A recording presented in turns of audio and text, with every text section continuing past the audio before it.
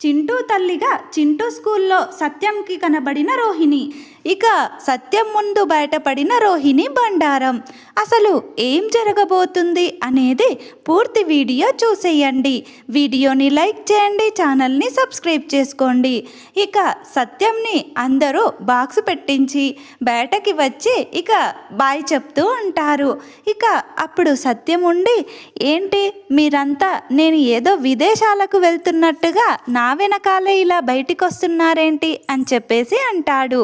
ఇక అప్పుడు ప్రభావతుండి, ఏమండి మీరు చాలా రోజుల తర్వాత మళ్ళీ పని మీద బయటికి వెళ్తున్నారు కదా, నేను మంచి శకునమా కాదా చూస్తానాగండి అని చెప్పేసి గేటు దగ్గరికి వెళ్ళి బయట ఏమైనా అశుభ పరిణామాలు ఏమైనా ఉన్నాయా అని చెప్పేసి చూసి, ఏమీ లేవండి, ఇక మీరు దర్జాగా వెళ్ళొచ్చు, నేను మీకు ఎదురు వస్తాను రండి అని చెప్పేసి సత్యంకి ఎదురు వెళ్తూ ఉంటుంది.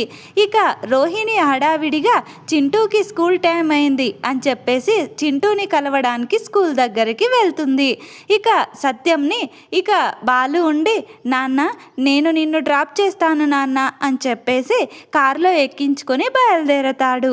ఇక ఇంతలో శృతి ఉండి, మీనా నువ్వు ఎంత గ్లామర్గా ఉంటే నీకు ఇలా పెళ్లి సంబంధాలు వస్తాయి, పెళ్ళై ఇన్ని సంవత్సరాలైనా నీ గ్లామర్ సీక్రెట్ ఏంటో నాకు చెప్పవా మీనా ప్లీజ్ అని చెప్పేసి అనడంతో అప్పుడు మీనా, ఊరుకో శృతి, ఆట పట్టిస్తున్నావా నన్ను అని చెప్పేసి అంటుంది. అప్పుడు శృతి, అయ్యో లేదు మీనా నిజం అడుగుతున్నా అని చెప్పేసి అంటుంది. ఇక రవి అందరూ నవ్వుకుంటూ ఉంటారు. ఇక మీనా పువ్వులు ఇయ్యడానికి వెళ్తూ ఉంటుంది. శృతి వాళ్ళు కూడా వాళ్ళ వర్క్కి వాళ్ళు వెళ్ళిపోతారు. ఇక ప్రభావతి మనోజ్ ఇచ్చిన గాజులను వేసుకొని మురిసిపోతూ ఉంటుంది. ఇక మనోజ్ ఏమో తన ఆఫీస్ అంచెలంచెలుగా ఎదిగిపోవడం చూసి ఇక కళ్ళు నెత్తికెక్కి పొగరెక్కి ఉంటాడు. ఇక చాలా అంటే చాలా సంతోషంతో ఉంటాడు. ఇంకొక వైపు ఇక రోహిణి చింటూ స్కూల్ దగ్గరికి వెళ్తుంది.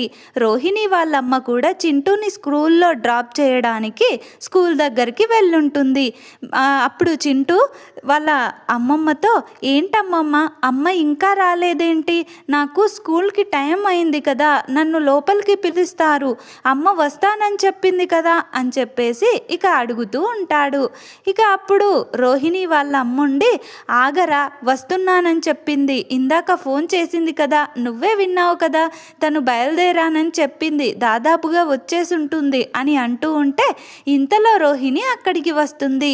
అప్పుడు రోహిణి ఉండి, ఏంటమ్మా నా గురించే ఎదురు చూస్తున్నట్టున్నారు అని అంటే అప్పుడు రోహిణి వాళ్ళ అమ్ముండి, వచ్చావా తల్లి, ఇదిగో నీ కొడుకు నీ గురించి అడుగుతూనే ఉన్నాడు, ఇక వాడికి చెప్పడం నా వల్ల కాక వస్తుందిలేరా అని చిన్నగా కోప్పడుతున్నానంతే అని చెప్పేసి అంటుంది.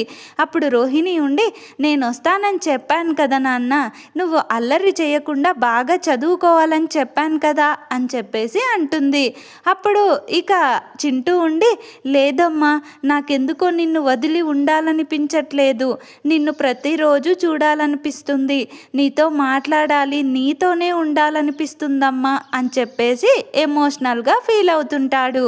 ఇక అప్పుడు రోహిణి కూడా కొంచెం బాధపడుతుంది, నేను ఇంతకు ముందు కంటే ఇప్పుడు నీతో ఎక్కువే గడుపుతున్నాను కదా నాన్న, ఇంకొన్ని రోజులు పోతే మన ఇద్దరం ఒకే చోట ఉండొచ్చు, ఇక నేను కొత్తిల్లు కొనడానికి ట్రై చేస్తున్నాను, మీరు అక్కడే నాతో పాటే ఉండొచ్చులే అని చెప్పేసి అనటంతో ఇంతలో రోహిణి వాళ్ళ అమ్ముండి, ఎందుకే వాడికి ఇంకా లేనిపోని ఆశలు కలిగిస్తున్నావు, నువ్వు కొత్తిల్లు కొంటే మాత్రం మమ్మల్ని అక్కడికి తీసుకెళ్తావా ఏంటి, వాడికి ఆశలు రేపి నిరాశ చెయ్యకే, వాడు ఎన్నో ఆశలు పెట్టుకొని ఇప్పటికే చాలాసార్లు బాధపడిన సందర్భాలున్నాయి, వాడికి అవన్నీ ఆశ పెట్టకు అని చెప్పేసి కొంచెం చిరాకు పడుతుంది.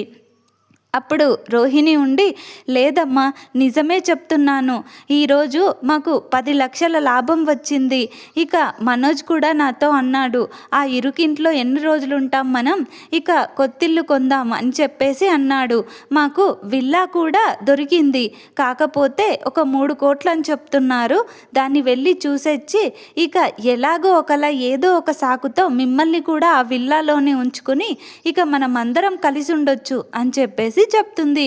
ఇక అప్పుడు చింటూ గంతులేస్తూ, హే అమ్మ, నేను మీతో పాటే ఉంటానా, ఇక నేను మా అమ్మతో పాటే ఉంటాను అని చెప్పేసి ఎగురుతూ చప్పట్లు కొడుతూ సంతోషపడుతూ ఉంటాడు. అప్పుడు ఇక రోహిణి వాళ్ళ అమ్ముండి, చూడవే వాడికి నీ మీద ఎంత ప్రేమ ఉందో, వాడు నిన్నెంతలా మిస్ అవుతున్నాడో ఒకసారి చూడు అని చెప్పేసి అంటుంది. ఇక రోహిణి, నేను కూడా వాడికి దూరంగా ఉండాలనుకోవట్లేదమ్మా, మిమ్మల్ని ఆ ఇంట్లోకి తీసుకువెళ్ళి ఇక టైం చూసి మనోజ్కి చెప్పాలనే ట్రై చేస్తున్నాను, అంతలోపు మనం ఎవరికంటా పడకుండా ఉంటే చాలు అని చెప్పేసి ఇక మాట్లాడుకుంటూ ఉంటారు. ఇక ఇంతలో బాలు సత్యం నెక్కించుకొని ఆ స్కూల్ దగ్గరికి వస్తాడు. ఇక సత్యం కార్ దిగబోతూ ఉంటే ఇక బాలు, నేను చెప్పినా వినట్లేదేంటి నాన్న, ఈ వయసులో నీకు ఈ కష్టం అవసరం అంటావా, మేము ఇంతమంది ముండి ఏం లాభం నాన్న, నీకు నిన్ను ఈ వయసులో కష్టపెడుతున్నందుకు నాకు చాలా బాధగా ఉంది నాన్న, ప్లీజ్ నాన్న నా మాట విని మీరు ఇంట్లోనే ఉండండి, మీరు మాకు ఒక్క రూపాయి కూడా ఇవ్వనవసరం లేదు అని చెప్పేసి సత్యాన్ని బ్రతిమిలాడతాడు.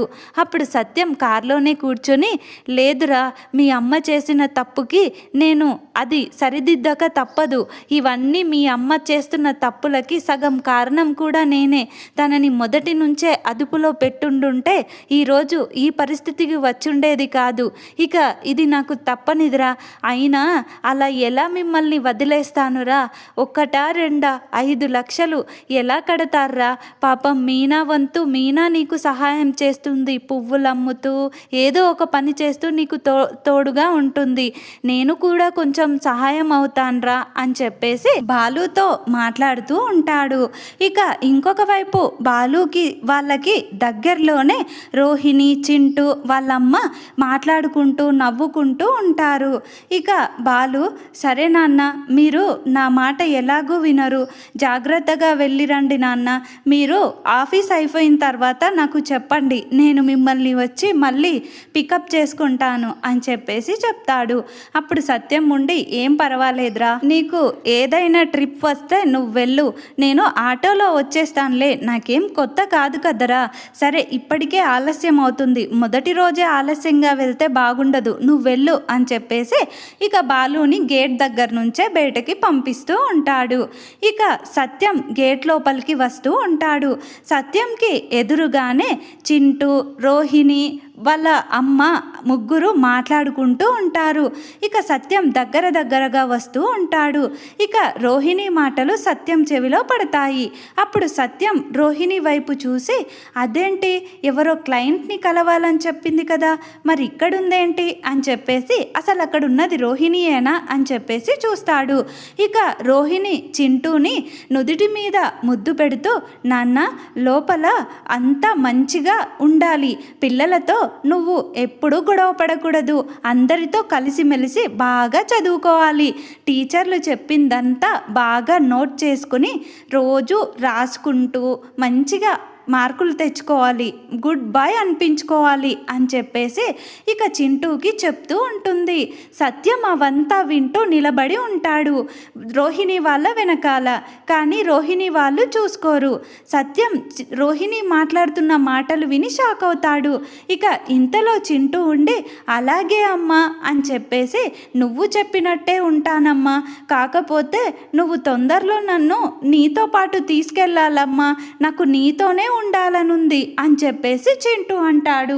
ఇక ఆ మాట వినగానే సత్యం షాక్ అవుతాడు. అప్పుడు రోహిణి ఉండి, చెప్పాను కదా నాన్న, నిన్ను తొందరలోనే నాతో పాటే తీసుకెళ్తానని, నువ్వైతే బుద్ధిగా చదువుకో అని అనడంతో అప్పుడు ఇక చింటూ ఉండి, అలాగే అమ్మ, నాకు స్కూల్కి టైం అయింది, నేను లోపలికి వెళ్తాను, బాయ్ అమ్మా అని చెప్పేసి రోహిణి బుగ్గ మీద ముద్దు పెట్టుకొని పరిగెత్తుకుంటూ స్కూల్ లోపలికి వెళ్తాడు. ఇదంతా చూస్తున్న సత్యం షాక్ అయిపోతాడు. అసలు ఏంటి ఇదంతా, ఏం జరుగుతుంది అని చెప్పేసి షాక్లో అలాగే చూస్తూ ఉంటాడు. ఇంతలో రోహిణి వాళ్ళ అమ్మతో, అమ్మ నువ్వు జాగ్రత్త, చింటూ నా కొడుకన్న విషయం ఎక్కడ బయటపడకుండా చూసుకోవాల్సిన బాధ్యత నీదే అని చెప్పడంతో సత్యం ఆ మాట విని ఇంకా షాక్ అవుతాడు. మరి సత్యం ఆ మాట వినగానే రోహిణిని నిలదీయనున్నాడా, అసలు ఏం జరగబోతుంది అనేది పూర్తి వీడియో చూడాలనుకుంటే మా ఛానల్ని సబ్స్క్రైబ్ చేసుకోండి, వీడియోని లైక్ చేయండి.